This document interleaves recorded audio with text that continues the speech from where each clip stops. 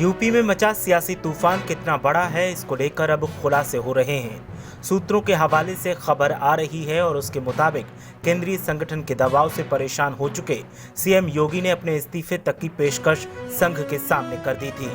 Bharatiya Janata party के मातृ संगठन राष्ट्रीय स्वयंसेवक संघ के अनुशासन की लाठी एक बार फिर भारी पड़ी और उत्तर प्रदेश को लेकर राष्ट्रीय स्वयंसेवक संघ ने दिल्ली में 3 दिन के विचार मंथन के बाद अपनी जो राय भाजपा नेतृत्व को दी थी, पार्टी के केंद्रीय नेतृत्व ने उस पर अमल करना शुरू कर दिया है।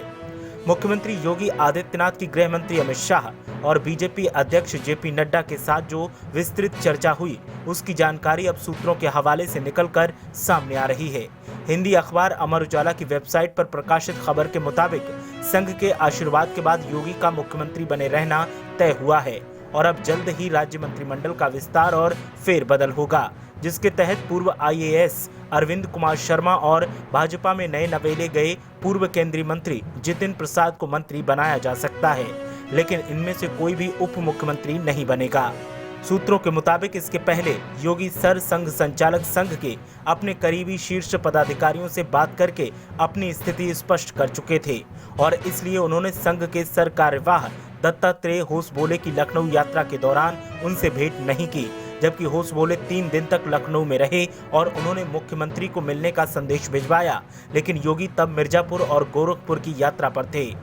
सूत्रों के अनुसार योगी पर अरविंद शर्मा को विधान परिषद सदस्य बनाने के बाद केंद्रीय नेतृत्व की तरफ से उप मुख्यमंत्री बनाकर गृह नियुक्ति एवं गोपन जैसे अति महत्वपूर्ण एवं संवेदनशील विभाग देने का दबाव बढ़ रहा था और योगी उसे टालते जा रहे थे। लेकिन जब भाजपा के संगठन महासचिव बीएल संतोष और प्रभारी राधा मोहन सिंह लखनऊ गए और उन्होंने विधायकों मंत्रियों से बात करके दबाव बढ़ाया और योगी को बदलने तक की चर्चाएं चल पड़ी, तब योगी ने सीधे सर संघ संचालक से संपर्क किया और उनसे अपनी स्थिति स्पष्ट की।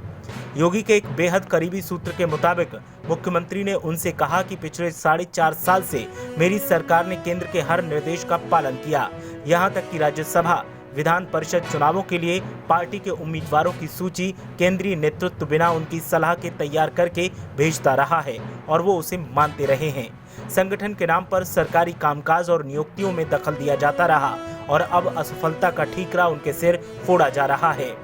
योगी ने भागवत से ये भी कहा कि अगर किसी मुख्यमंत्री से गृह गोपन और नियुक्ति विभाग ले लिए जाएं, तो फिर उस मुख्यमंत्री का रहना न के बराबर है।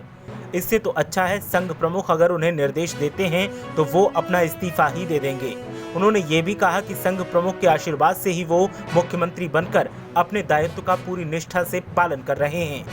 योगी आदित्यनाथ की इस बात को संघ प्रमुख ने बेहद गंभीरता से लिया। वैसे भी उत्तर प्रदेश का मुख्यमंत्री पद योगी आदित्यनाथ को भाजपा नेतृत्व की इच्छा से नहीं, संघ नेतृत्व की इच्छा से मिला था, क्योंकि संघ योगी को मोदी के बाद बीजेपी के भावी नेता के रूप में विकसित करने की दूरगामी योजना पर काम कर रहा है। संघ से योगी को अभयदान मिलने के बाद ही केंद्रीय नेतृत्व ने ऑपरेशन जितिन प्रसाद को अंजाम दिया। इसके जरिए बीजेपी नेतृत्व ने एक तरफ कांग्रेस को झटका देकर ये संदेश दिया कि बीजेपी उत्तर प्रदेश में अपने मूल जनाधार वर्ग ब्राह्मणों की नाराजगी दूर करने की हर मुमकिन कोशिश करेगी, तो दूसरी तरफ जितिन प्रसाद के बीजेपी में प्रवेश में मुख्यमंत्री योगी आदित्यनाथ और प्रदेश बीजेपी अध्यक्ष स्वतंत्र देव सिंह को भी विश्वास में नहीं लिया गया, क्योंकि आशंका थी कि जितिन प्रसाद जो पिछले 2-3 सालों से ब्राह्मणों की उपेक्षा, उत्पीड़न और हत्याओं को लेकर लगातार योगी सरकार पर हमले कर रहे थे, कि बीजेपी प्रवेश में कहीं मुख्यमंत्री योगी आदित्यनाथ अड़ंगा न लगा दें। इसीलिए जितिन के प्रवेश कार्यक्रम में प्रदेश बीजेपी का कोई नेता मंच पर नहीं था।